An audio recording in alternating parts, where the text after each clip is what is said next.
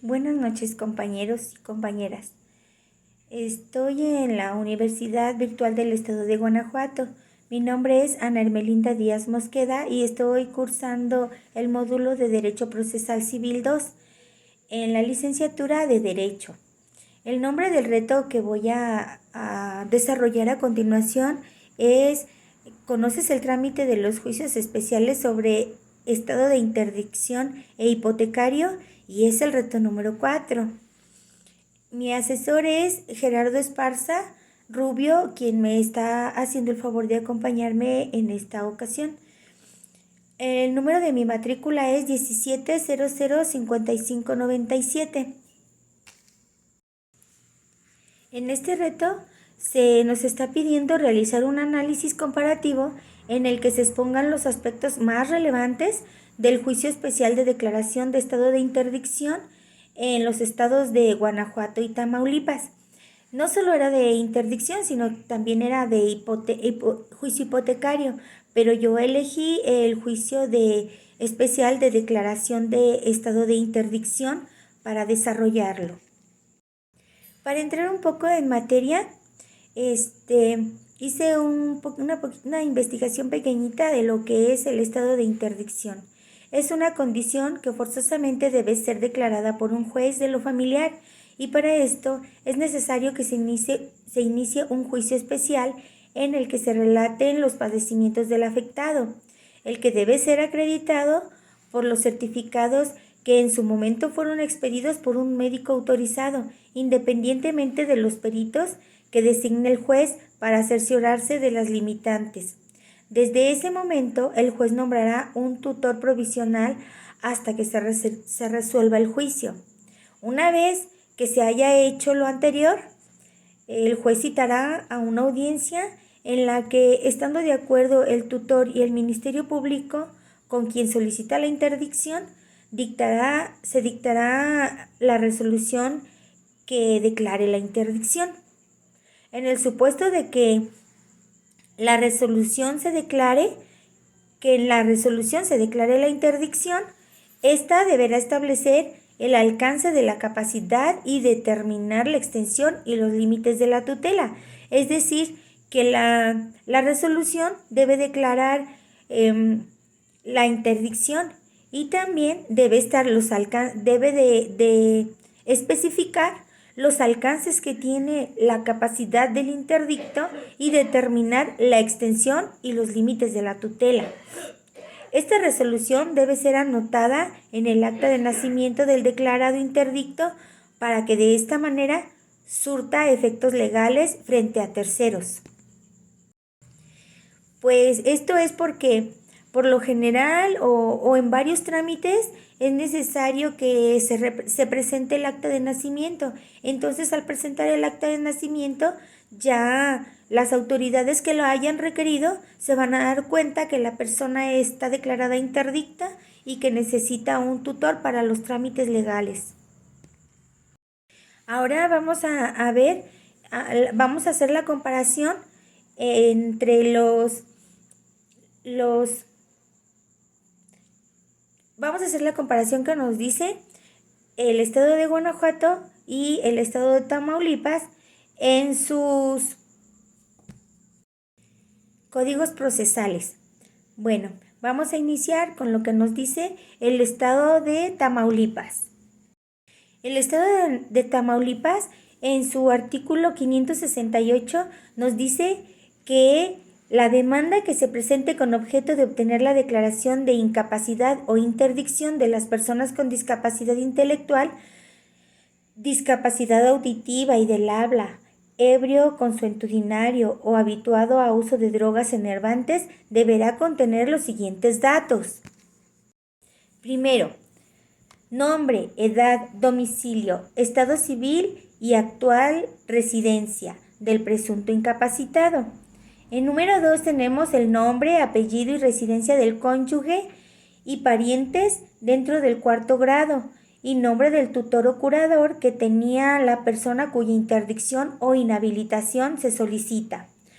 El número 3 nos dice que los hechos que dan motivo a la demanda son el diagnóstico y pronóstico de la enfermedad formulado por el facultativo que lo asiste, acompañando el certificado o certificados respectivos.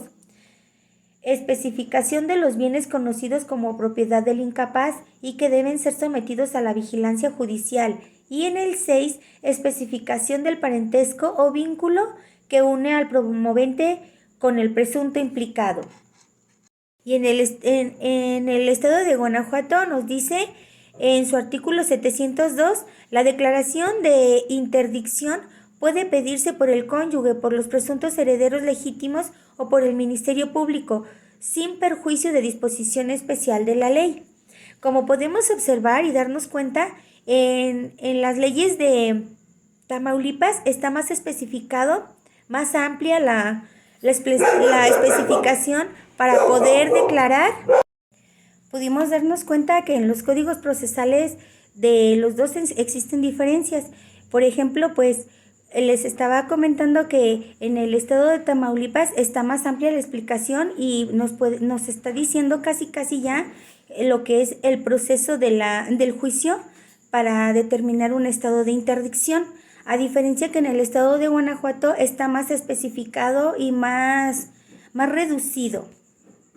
Sin embargo, en el artículo 103 del Código Procesal Civil de Guanajuato nos dice lo siguiente: la declaración de estado de interdicción se hará mediante juicio seguido conforme a las disposiciones del libro segundo entre el peticionario y un tutor interino que para tal objeto nombre el juez a la persona cuya interdicción se pida. Esta última también será emplazada para que, si lo desea, pueda intervenir en el proceso respectivo. La falta de contestación de la demanda por parte del presunto interdicto traerá como consecuencia que se considere únicamente la contestación que produzca el tutor interino. El juez, antes de hacer la designación de tutor interino, girará oficio al registrador público donde se pretenda hacer la declaración de estado de interdicción a efecto de cerciorarse de la no existencia de nombramiento alguno de tutor o tutores autodesignados.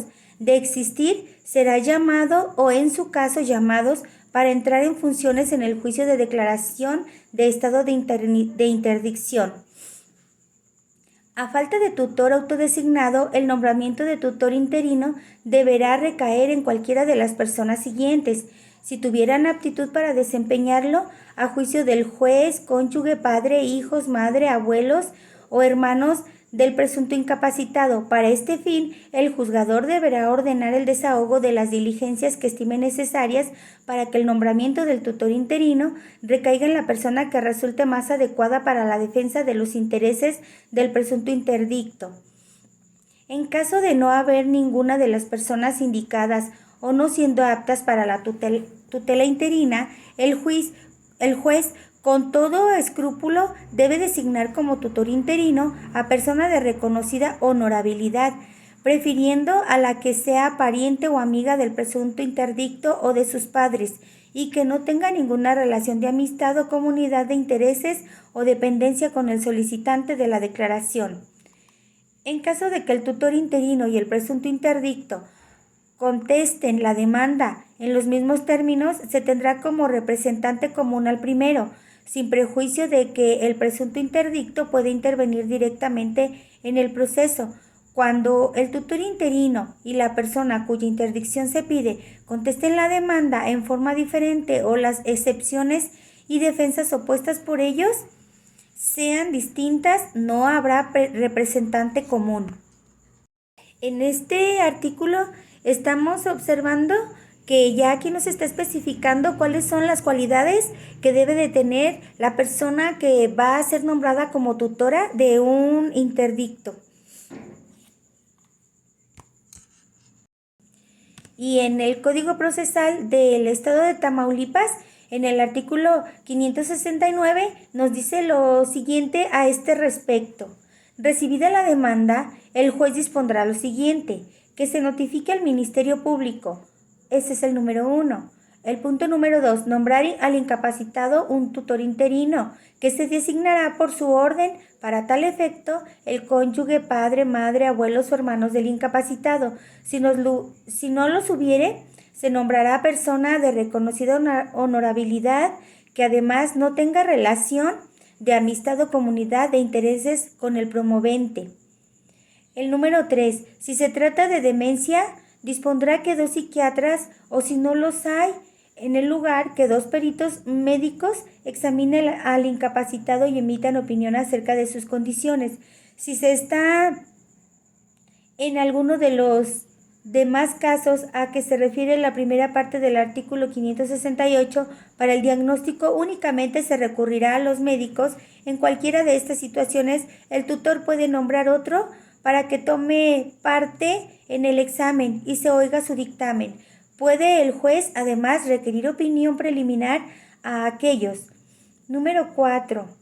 Dispondrá que se cite el cónyuge y a los parientes cuyos informes se consideren útiles, y en el número 5 nos dice que se practique el examen en presencia del juez, del Ministerio Público y de las personas citadas conforme a la fracción anterior, así como el del demandante. El juez interrogará si es posible a la persona cuya interdicción se pide y escuchará la opinión de los peritos y además de las personas citadas, formulando a estas las preguntas que considere oportunas. Puede ordenar de oficio las medidas de instrucción útiles a los fines del juicio. Previamente al examen de que se habla en la fracción 3, el promovente anticipará y depositará a la disposición del juez que conoce del negocio los honorarios que los psiquiatras o peritos médicos fijen por escrito, lo cual se comunicará al interesado para que manifieste si está o no conforme. En el primer caso, una vez presentado el dictamen, el juez ordenará que haga el pago a los peritos. En el segundo, no se admitirá discusión y las diligencias quedarán en suspenso. Como podemos darnos cuenta, aquí tienen mucha similitud ambos códigos procesales, ya que en ellos se dice que los tutores deben de contar con ciertas cualidades y en ambos códigos vemos que son los mismos. Es muy poca la diferencia en un código y en otro para designar un tutor. Es tan pequeña que casi no se nota, sin embargo son grandes los rasgos que son muy parecidos. En la segunda parte nos dice que identifiquemos y describamos otros 2 juicios especiales contenidos en el Código de Procedimientos Civiles del Estado de Tamaulipas. Yo observé y tomé el divorcio, que en el artículo 557 los cónyuges menores de edad necesitan de un tutor o de representante legítimo para litigar en asuntos de divorcio. La demanda será suscrita también con la firma del menor y con la huella digital, quien la ratificará en la presencia judicial, pero no se extinguirán estos requisitos cuando el cónyuge padezca de enajenación mental. Este juicio, que es el divorcio, se extiende más y pero también yo elegí en segundo caso, que sería el juicio reivindicatorio, el cual en el artículo 621 nos dice lo siguiente: la acción de reivindicatoria compete a quien tiene la propiedad de la cosa, pero no está en posesión de ella. En el artículo 622 nos comenta lo siguiente: la acción reivindicatoria puede ejercitarse 1. Contra el poseedor originario, 2. Contra el poseedor con título derivado, 3. Contra el simple detenedor y 4. Contra el que ya no posee, pero que poseyó. El simple detenedor y el poseedor con título derivado pueden declinar la responsabilidad del juicio designado al poseedor que lo sea a título de dueño. El poseedor que niegue la posesión perderá la que tuviere en beneficio del demandante. El poseedor que, para evitar los efectos de la acción reivindicatoria, deje de poseer ya iniciada la demanda, está obligado a restituir la cosa o su estimación si la sentencia fuere condenatoria. Bueno, pues aquí termino yo. Muchas gracias. Espero sus comentarios, compañeros y maestros. Que tengan una buena noche. Hasta luego.